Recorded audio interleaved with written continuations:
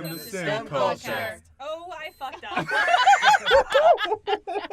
All right, we have an intro. It's really warm in here. Welcome to STEMculture Podcast. Today we're talking about writing and science with a focus on tips and tricks to provide clarity in your writing with your hosts Dani, Keighley, and Zach. This episode goes out to all of those of us struggling with writer's block and shit. I forgot what I was going to say next. Today we are covering how scientific papers can be thought of as stories, and how we, the scientists, are authors and have to communicate our ideas clearly to our peers and the public. We will also discuss flow and the use of active and passive voice.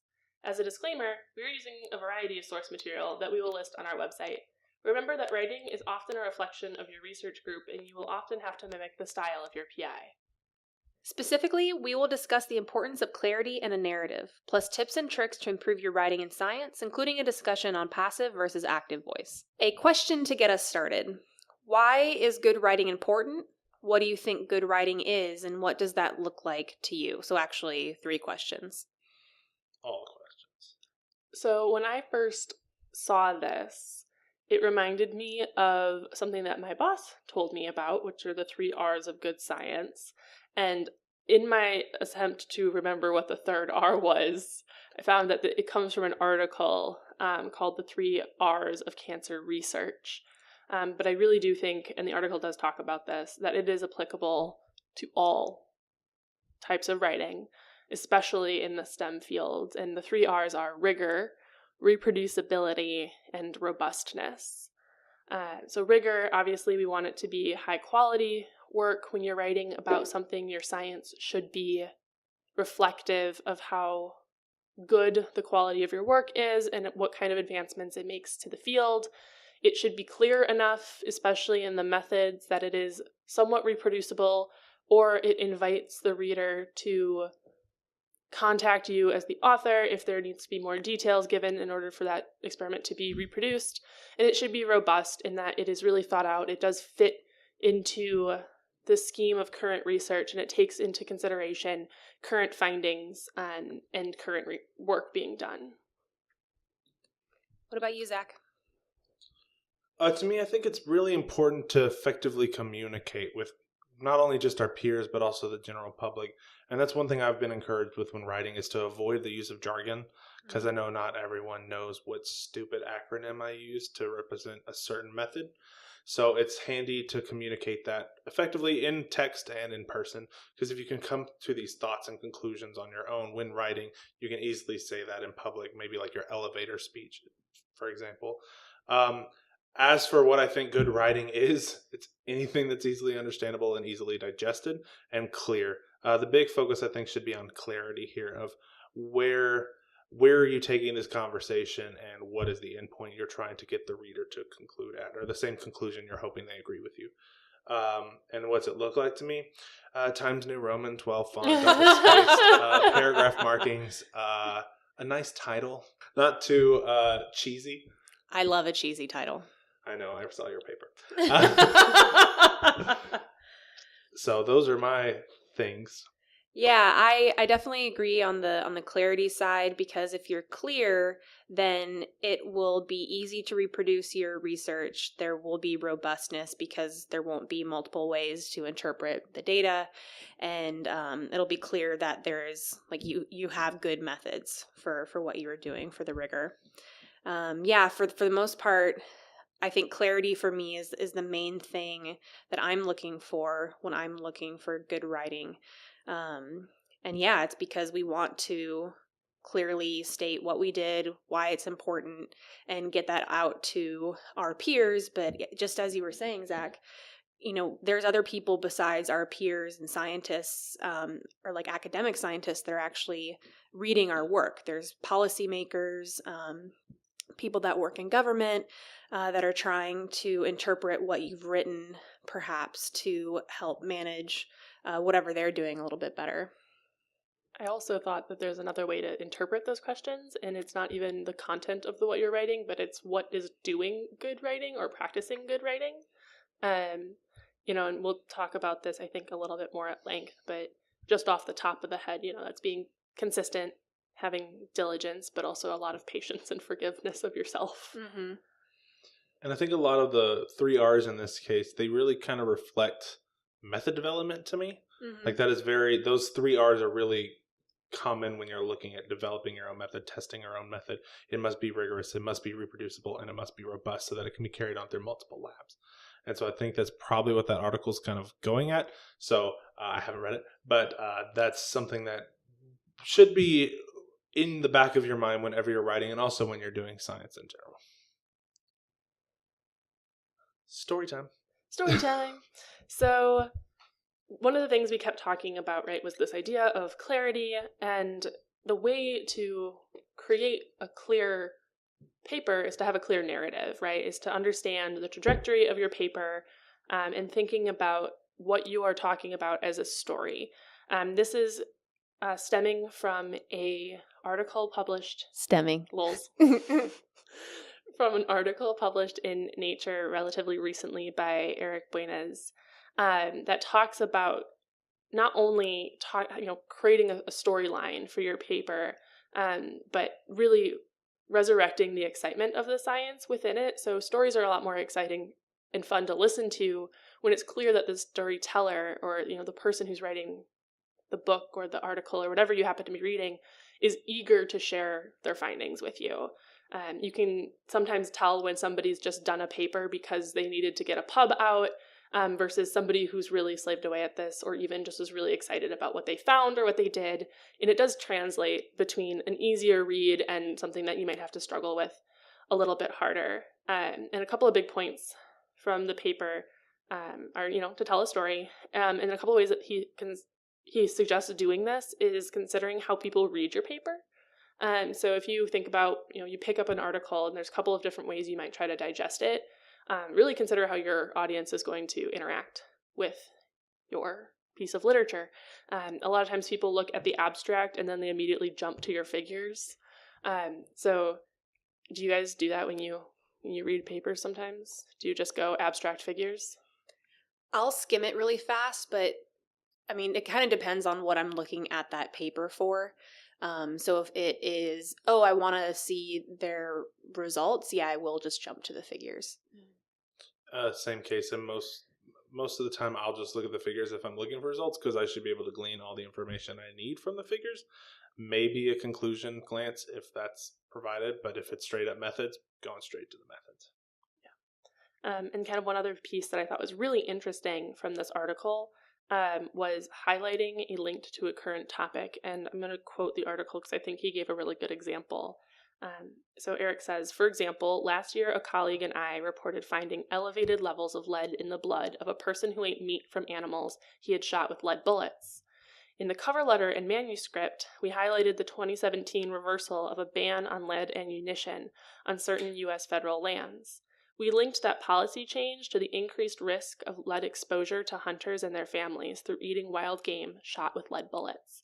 And that immediately makes the story so much more interesting, I think, is when you can have that in your, not necessarily in your abstract, but in your conclusion or your discussion. I think it's really important. And he also talked about the importance of doing that in your cover letter, because if the editor sees why this is important or how it fits into the quote-unquote real world, it's more likely to make your paper get accepted. So kind of all of that tying together, in terms of writing a story, we tell you it's important, but how do you actually do it? So whenever you write even a sentence or a paragraph or, the whole paper, you are writing a story. You're writing mini stories that all fit in together to maxi stories to fit in together the whole story. So every story has a character and an action in the sentence. Those stories have a logical flow through the paragraphs, and then those stories have certain points or central themes that are told through those characters and their actions, and that's the entire paper. So these stories are nested within a broader context of your subfield of science. So a lot of the content that we're providing today comes directly from Writing and Science by Anne E. Green. So now it's time for specific tips and tricks to accomplish that clarity. So one of the first ones we'll talk about is minimizing abstract nouns. So an abstract noun would be something like a verb, understand, and the abstract noun would be understanding. Verb, predict, the abstract noun would be prediction, etc., etc. So why do you think we should minimize abstract nouns? I think it makes it more concrete when you removed abstract nouns, which is kind of the idea of abstract versus concrete. That's just opposite words again. But I think it's important to make it seem more forceful and absolute when you use these non-abstract nouns and use the verb instead, like manipulate or manipulated if it's past tense. So then you're focusing more on what you, the researcher, has done. Yeah, I think that plays into the idea of, right, even in your sentence, there's characters and there's actions. Your science is its character and it does something, or you as the researcher is doing something, and that's going to be so much more interesting to read or listen about, is hearing somebody's process kind of in quote unquote real time by seeming like, okay, you're part of it, you're reading it and experiencing it a little bit more exactly like Zach said, concretely, rather than hearing about it in this whimsical land of maybe this happened, but I don't want to hear about the maybe people. I want to hear about the real people and the real science. Okay. So we're going to try something a little different, if not dumb on my part. We're going to try a game where I'm going to give Keighley and Dani a word, and they have to come up with the shorter version, because the goal of this exercise is to use shorter words.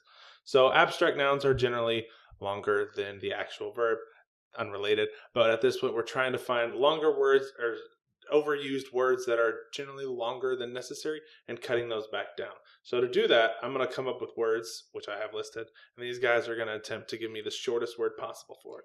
Is this like whoever gets it first? Yeah, Dani and I are far too competitive for I know, this. I was I'm realizing it as I feel my blood pressure rising. I'm I like, know. game on. I'm like, what do we get for winning? I need to know. I don't care. It's the Does satisfaction anybody of like winning. chocolate and peanut butter? Yes, Yes. but I think I should get that no matter what. I mean, can earn it. give So you a chocolate peanut butter cookie bar. okay, I'm ready now. All right, are you sure? I'm sweating. I'm so excited. My adrenaline is spiking. Let's do it. All right, so just to clarify, I'm going to give you a word. You need to come up with a shorter word off the top of your head.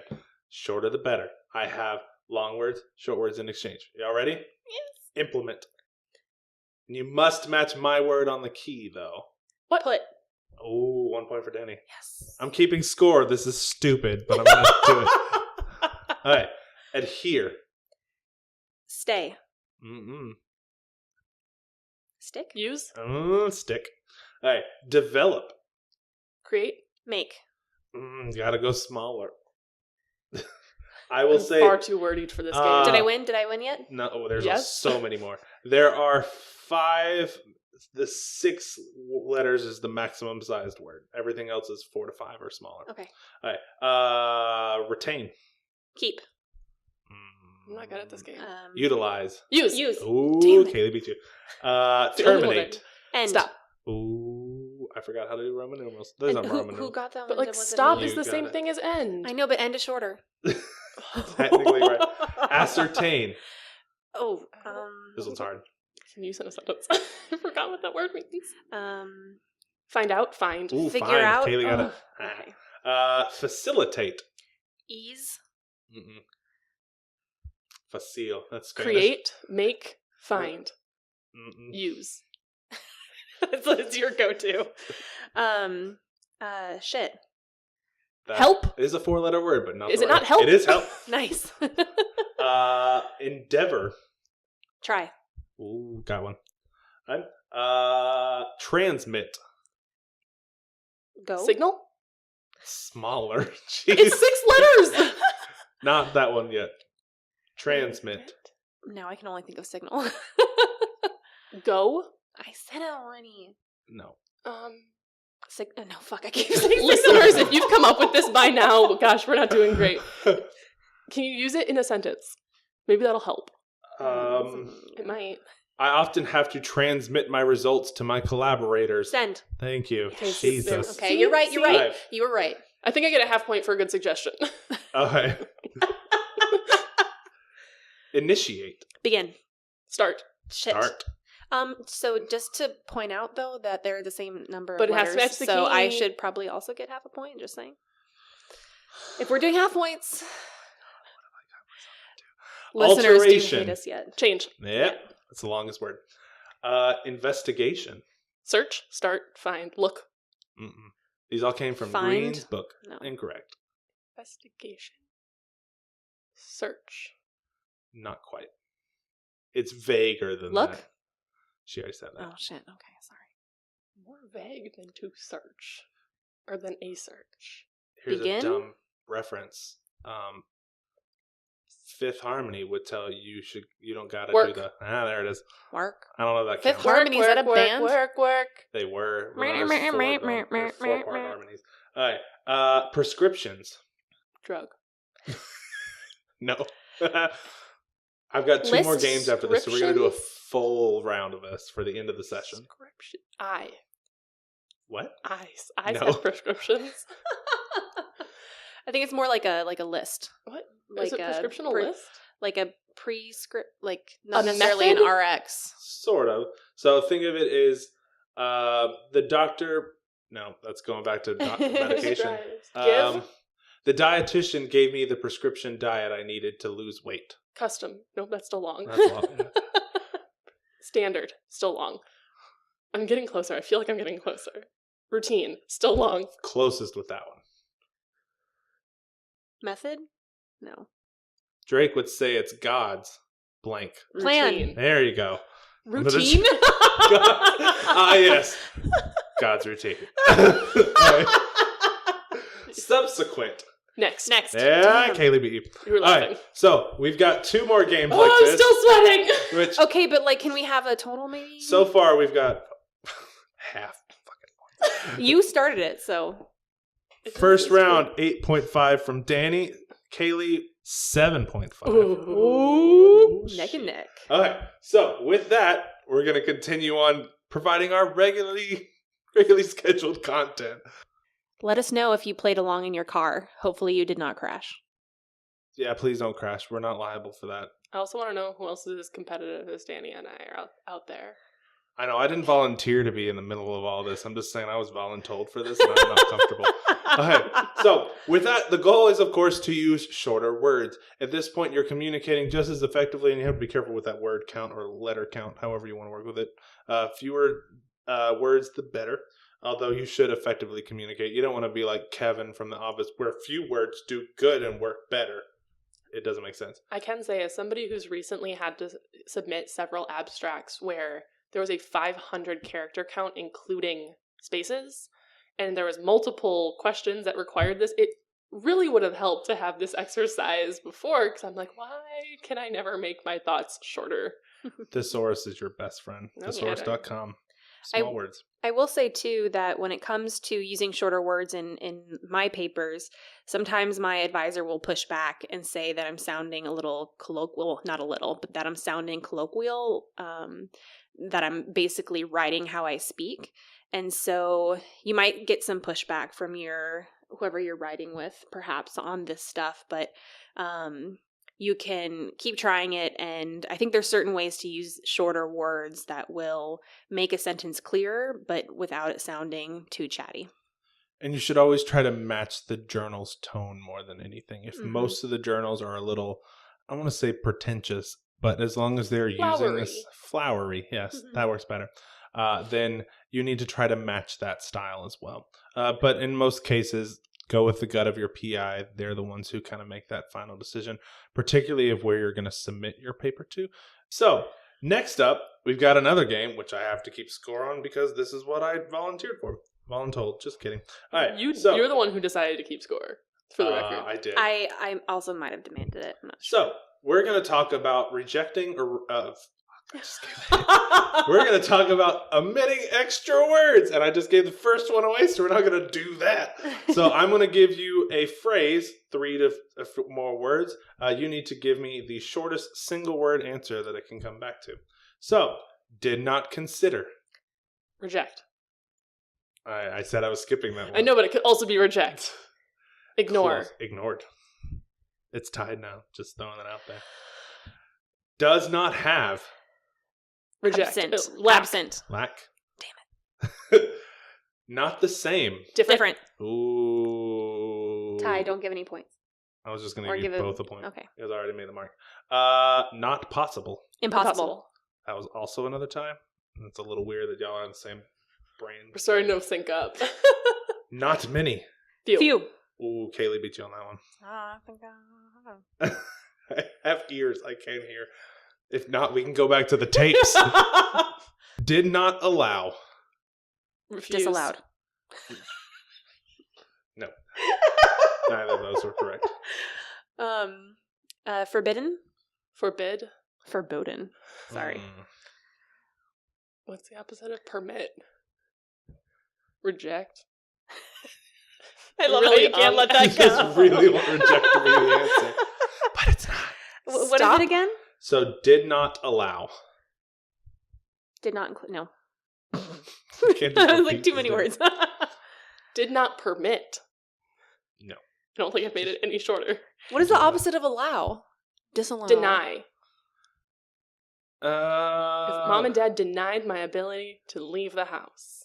This is amazing. not quite there. So It's like getting the opposite of permission. taking the flu vaccine did not allow me to get the flu this flu season. Maybe you should just tell us and then we can move Prevented. Oh, come on. Whatever. Reject or like deny would have been. Deny is also shorter. This current score is 10.5 for Dani and 12.5 for on. God Keighley. damn it. Okay, but Kaylee also should have 13.5 because deny is better. Denied. Get it. Did not allow. I prevented you from gaining any more points in that round. All right, so Another tip is to keep your terms the same. And I know you're probably thinking, well, but doesn't that get repetitive? But it will make it much clearer and easier to follow throughout a sentence. So, don't use a transition word 15,000 times. Like my favorite transition word is however.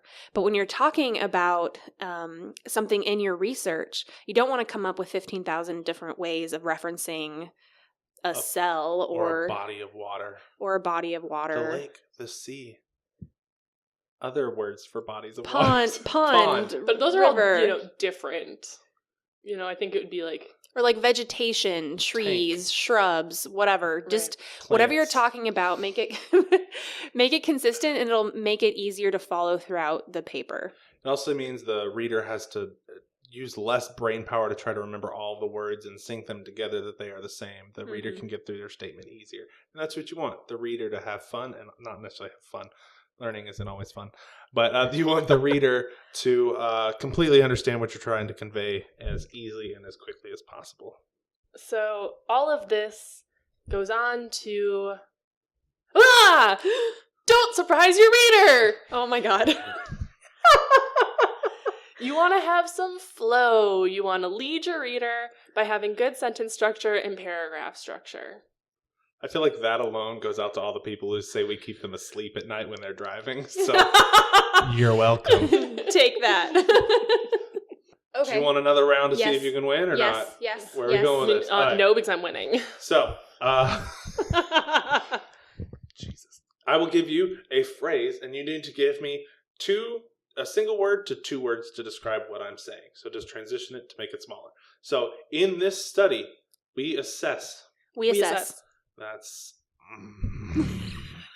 Can I give that one to you? No. Conduct an investigation. Conducted. Investigate. Ooh, investigate. Conducted. Led a train. It is now... Science train. Science train. It is now tied. We're responsible for... Responsible for. This one's odd. Single word. Like, is that a contraction or is that like something? Just is it were were? responsible for. Blank was responsible for were. Okay. Blanks were responsible for because it's plural and I had to fix that. Did. Close. Were. Made. Became. Came about. Caused. There it was. I like how everybody gets to hear my thought process. Played a role in. Helped. Developed. Started. Created. Contributed to. Is this another one that's just one? And it links back to the first word of the last I statement. hate everything. Already forgotten that. Responsible. Were. There it is.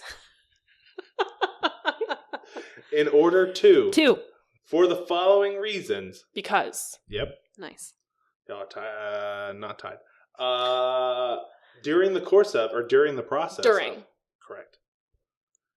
In the absence of. Without. Yes. Nice. Located in, located at. At. Yeah. Yeah. Super hard, isn't it? In the vicinity of. Near. Near. An example, this is the fact that. That is two different phrases. Oh, is it like a slash? Yeah, it's like Okay, can you just say it again? In an example, semicolon, this is the fact that, For example? This? for example. Oh. Alright, the final score is, I don't want to hear about it. too bad, 13.5 I got 1 and point. 20.5 to Keighley. God damn. I'm very visual. Well, no, I won't qualify it because you did a really good job. Thank you. If you notice, I was staring very hard at the wall. A round of applause. I could hear the intensity in your voice. It was really great. Alright, so with that, we're going to talk about sentence structure. So the importance of sentence structure is to keep your subjects and verbs close together. Environmentally sensitive solutions to problems associated with continued population growth and development will require an environmentally literate citizenry. One, I just love the word citizenry. So in this case, we were trying to put the subject and verbs together. And in this case, we're going to try to substitute this with one is will require, develop, anything like that. That is the verb we're using in this case. And then who is doing the action in this step. So we will need environmentally literate citizens to develop sustainable solutions to problems of human growth and development. So now you're saying who the focus is, who will be doing it, and keeping those subjects and verbs together. Makes a sentence a lot clearer, which is really nice. Yes. But it also loses the word citizenry, so... Doesn't win in your book. Not in my book, only because I haven't seen that word in a while. Since I last Citizenry. ran this workshop. You could still say I can't read. we will need environmentally literate citizenry to develop. You could still keep it in. Good. Citizenry is just kind of a fluffy word. Like, do you For really citizens. need it? Yeah. If But we're which- talking about using shorter words, just saying. But does it spark joy? Yeah. Well, I guess for him, citizenry sparks joy, so he has to keep it. Thank you, Marie Kondo. Next step of us recording. Take it away, Danny. So the next thing that I always find really helpful to remind myself about is paragraph structure. So using that issue statement and then developing that statement and then having a conclusion. We're not going to give you an example because I'm not reading you 2 paragraphs. So really each paragraph should have a topic or issue that tells the reader what the paragraph is going to be about. And that's what is called the topic or issue statement. Once you establish that topic, let me say one more thing about the topic or issue statement. It doesn't have to be just one sentence. It could be 1 or 2. After you establish what that paragraph is going to be about, you're going to lay out well-defined steps to lead to a conclusion. So you're basically developing your topic or issue statement. And you're going to give examples or present an expert opinion or qualify the issue in some way. Sometimes the issue statement is a question that the development will then answer. And finally, your conclusion is going to end the paragraph, as you might imagine, and it serves as a comprehension check. You might have just dropped a lot of knowledge on people with that paragraph, and so this conclusion statement, is going to give the reader something to think about or help summarize all the information you just gave them. And so it gives the reader a moment to digest before really moving on to the next statement, aka the next paragraph. I also like to think about the conclusion kind of as a trampoline, where it does the things that you're talking about, but it also points the reader in the direction that you're about to be going. Yeah. Because I think that really does help keep people's brains kind of on one track, is when one idea springboards you kind of to the next, and you can really follow the thought process. When I was in high school, my AP English teacher liked to do this thing where he would say, tell me what you're going to tell me, and then tell me what you told me. Mm-hmm. And obviously don't do it in a way that it sounds repetitive and as boring as the tell me does. But I think that's kind of the very quick and dirty way to think about a paragraph is tell me what you're going to tell me, and then tell me what you told me. Yeah, and it's part of the story structure too, Start the story so everyone knows where you're starting, and then develop the story and then end it. So another way to improve clarity in your writing would be to use active voice instead of passive voice when appropriate. So you may have heard these terms before, passive voice and active voice, and basically the difference is where you're putting the emphasis. So active voice would be a biologist counted whales. So it's really about where you put the emphasis. So in passive voice, you would say whales were counted. So the emphasis is more on the counting, more on the method, versus active voice would be the biologist counted whales. So the emphasis there is on the biologist doing the counting. And in a narrative format, it tends to be easier to follow active voice than it is passive voice. So why is passive voice considered bad in some places? This tends to be a heated conversation between two parties. There's pro-passive and there's anti-passive, and then there's me, which is just a passive fist. As a person who had to watch your competitive ass come out for a game with words, pacifist is not the word I would use to describe either of you. I wouldn't necessarily say passive voice is bad. Maybe not bad, but it's how we used to write. And it's how scientists have gotten really used to writing, where you're really emphasizing kind of the methods and the science instead of emphasizing what some people think with the active voice is that you're emphasizing the biologist, and it's not objective. So in the past, it's been seen as passive voice is objective and active voice is subjective. But it's just a writing style, and writing passive voice saying whales were counted, just because you're writing that way doesn't mean you're being an objective scientist.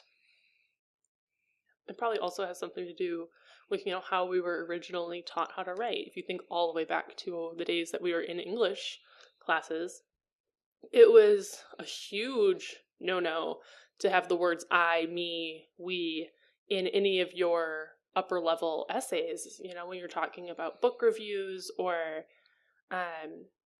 anything really that's not just like an argumentative essay or a persuasive essay. And even those, it's questionable if you should be using those kinds of language. So I think a lot of it comes from how we were, exactly like you were saying, how we were taught, and it goes way back to the fundamentals of how we were taught how to write in the first place.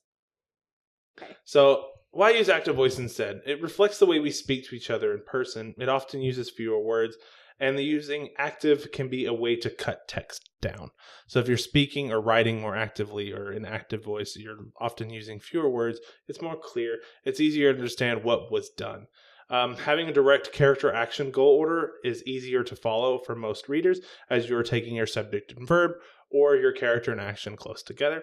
So if we're having a conversation about passive voice and active voice, how can you identify when you're using one or the other in your own writing? So a lot of times the passive voice uses the verb to be, not always, but often. And one example of a kind of quick and easy way to tell if your sentence is passive is to use the by zombies method. And this came from Professor Rebecca Johnson, who's the Vice President of Academic Affairs at Marine Corps University. So one way to do this is to think about Dani's example. So if you add by zombies at the end of the sentence, it makes sense. So think about Dani's biologist counted whales versus whales were counted. Only one of those, the second, makes sense. Whales were counted by zombies because the subject has not explicitly already been given as of who was doing the counting. So you can provide whatever one you want, and in this case, zombies adds a fun little twist. So that kind of leads into not only identifying your passive voice, but deciding when it's okay. So a lot of us have conflict with our PIs, and I think Dani has got a really fun stories about that. But typically, methods section is one that's not very contested over when it's a good idea to use passive voice. A lot of times people will use the passive voice in the methods section because it keeps the subject consistent, and it in general kind of makes it, like Dani was suggesting earlier, a little bit more objective. These are the way the methods were done, not necessarily the way that you did the methods, but this is more of a broad, sweeping, you're not going to argue necessarily really base methods. And you don't have to say, I did this. It can just be, this is the way it's done. Yeah, and the idea there too is that when you keep maybe the authors out of the methods, so using passive voice, it really emphasizes the methods themselves instead of emphasizing who has done the methods. So that's definitely most often, and you can actually go into journals and check. So I've done this recently where I looked at a journal trying to see if they're going to be okay with me using active voice or if I should be using passive voice and when. And I can actually check and, Control F and look for we and see how often it is in certain sections, if they have it in methods.